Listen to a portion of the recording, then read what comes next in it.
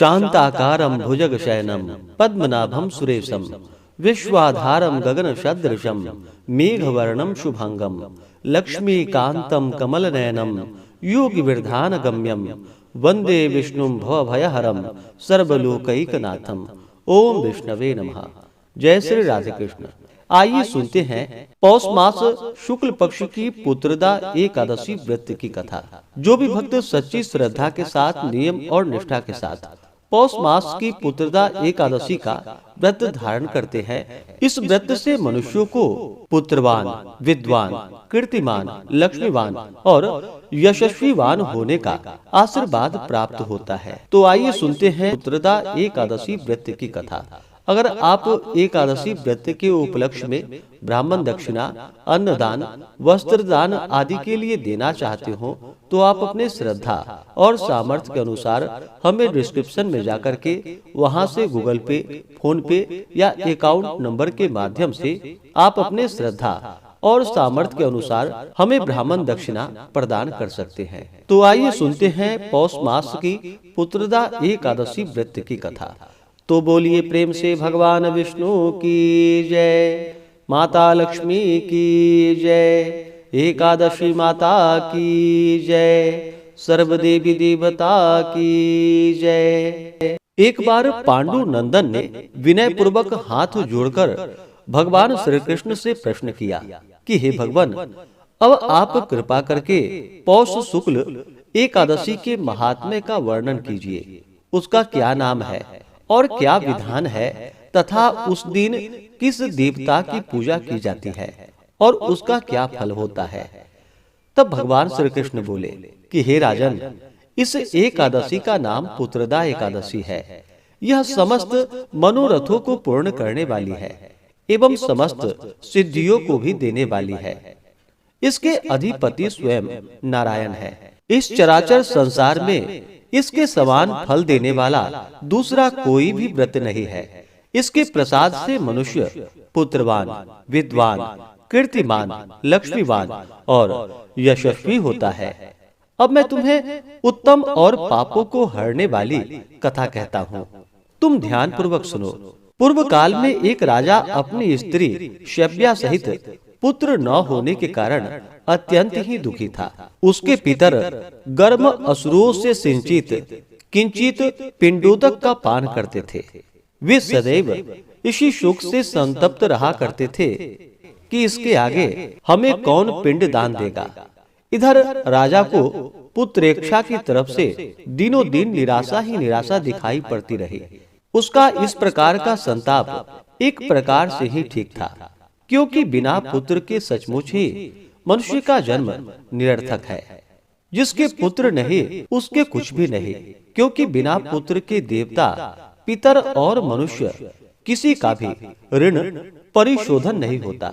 अस्तु मनुष्य को पुत्र प्राप्त करने की युक्तियों में सदैव ही लगा रहना चाहिए, क्योंकि संसार में वही भाग्यवान, गुणवान और कीर्तिमान है जिसका घर पुत्र रत्न से परिपूर्ण है।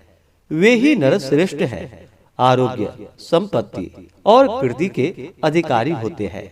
यह सिद्ध है कि पुत्र पौत्रादिक पुण्यवान को ही प्राप्त होते हैं। संपत्ति, विद्या, लक्ष्मी और त्रैलोक्य की कुछ भी श्री उससे दुर्लभ नहीं रहती। इस प्रकार दिन रात की चिंताओं से त्राण पाने के लिए राजा ने यह निश्चय किया कि अब मेरा शरीर धारण किए रहना व्यर्थ है। किसी प्रकार भी इस शरीर को त्याग देना ही श्रेयस्कर है, परंतु आत्मघात करना महान पाप है।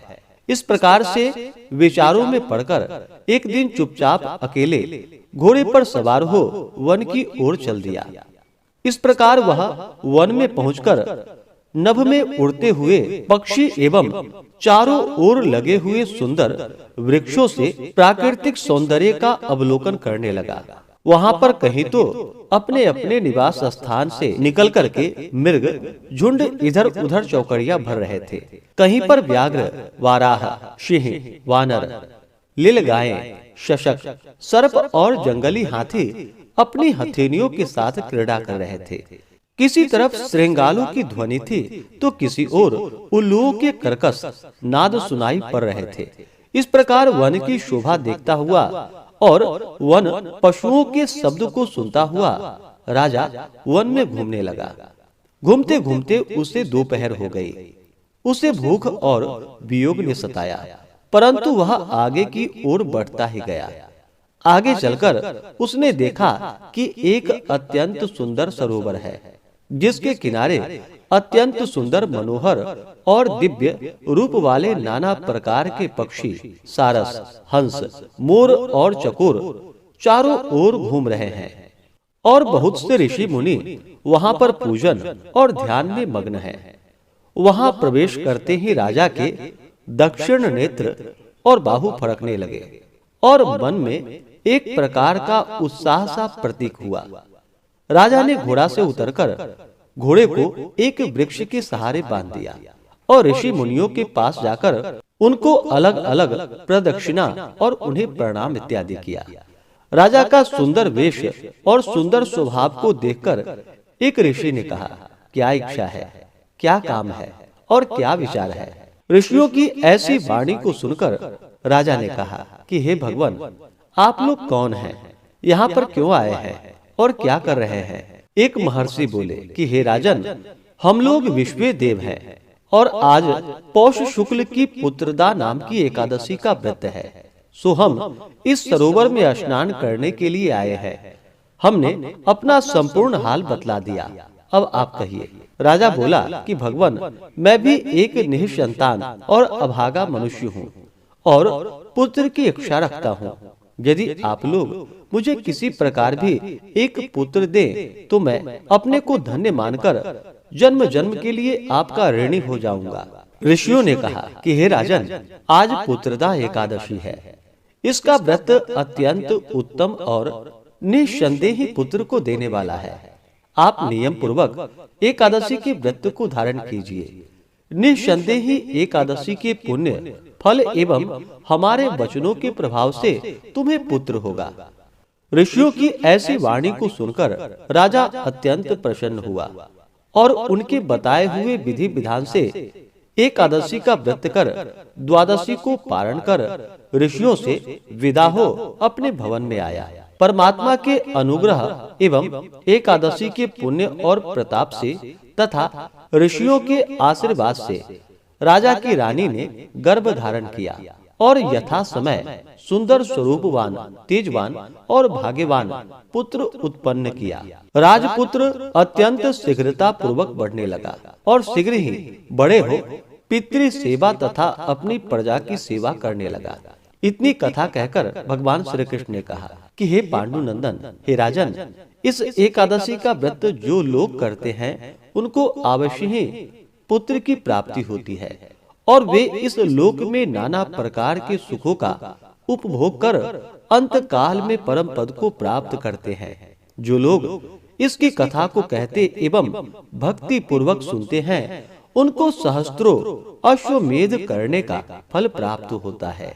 तो बोलिए प्रेम से भगवान विष्णु की जय। इस बार पुत्रदा एकादशी का व्रत जो कि वर्ष 2025 में 2 दिन पड़ा है, जो कि 30 अगस्त को भी पड़ा है और 31 अगस्त को भी पड़ा है। अब जानते हैं पौष मास पुत्रदा एकादशी व्रत के शुभ मुहूर्त के बारे में, जो कि आप ऑनलाइन सनातन पंचांग के अनुसार भी जानेंगे और वाराणसी पंचांग बिहार के पंचांगों के अनुसार भी जानेंगे। ऑनलाइन सनातन पंचांग के अनुसार एकादशी तिथि प्रारंभ समय जो कि 30 दिसंबर 2025 दिन मंगलवार सुबह 7:52 और एकादशी तिथि की जो समाप्ति है वह 31 दिसंबर 2025 दिन बुधवार सुबह 5:01 पे एकादशी तिथि की समाप्ति है। वहीं पे वाराणसी पंचांग के अनुसार एकादशी तिथि का प्रारंभ जो कि 30 दिसंबर की सुबह 3:28 पे है और इसका समापन 30 दिसंबर की रात्रि ही 1:13 पे एकादशी तिथि की समाप्ति है।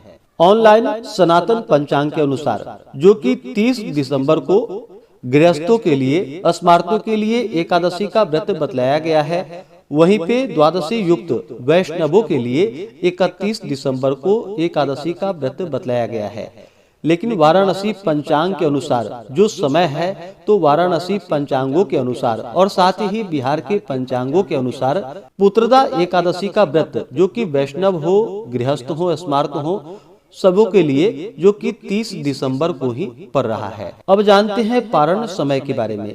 एकादशी व्रत का पारण हरिवासर समाप्त होने के बाद और द्वादशी तिथि में ही करनी चाहिए। तो द्वादशी तिथि प्रारंभ समय ऑनलाइन सनातन पंचांग के अनुसार 31 दिसंबर 2025 दिन बुधवार सुबह 5:02 और द्वादशी तिथि की जो समाप्ति है वह 31 दिसंबर की रात्रि 1:49 पे द्वादशी तिथि की समाप्ति है। वहीं पे वाराणसी पंचांग के अनुसार द्वादशी तिथि प्रारंभ समय 30 दिसंबर की रात्रि 1:14 और द्वादशी तिथि का समापन जो कि 31 दिसंबर की रात्रि 10:51 पे है।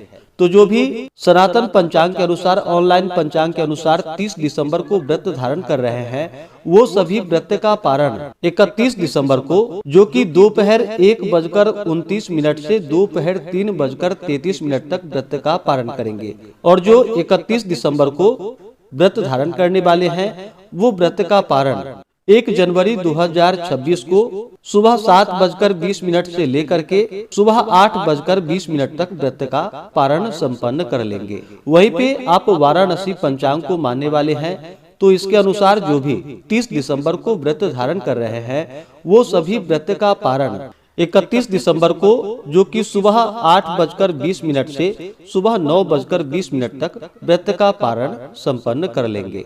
पुत्रदा एकादशी व्रत का पारण जो कि गोमयेन पारणम गाय के गोबर से व्रत का पारण है। यह संभव ना हो पाए तो आप जल, फल या तुलसी दल से व्रत का पारण करें। तो आशा करता हूँ कि यह जानकारी आपको अच्छा लगा हो। इसी प्रकार से ज्ञानवर्धक जानकारियाँ प्राप्त करते रहने के लिए, व्रत पूजा के बारे में जानने के लिए, कथा को सुनने के लिए चैनल पे अगर आप पहली बार आए हैं तो चैनल को लाल बटन दबा करके सब्सक्राइब करें, साथ में बेल आइकन घंटी को दबाएं ताकि आने वाली वीडियो का नोटिफिकेशन आपको समय से मिलता रहे।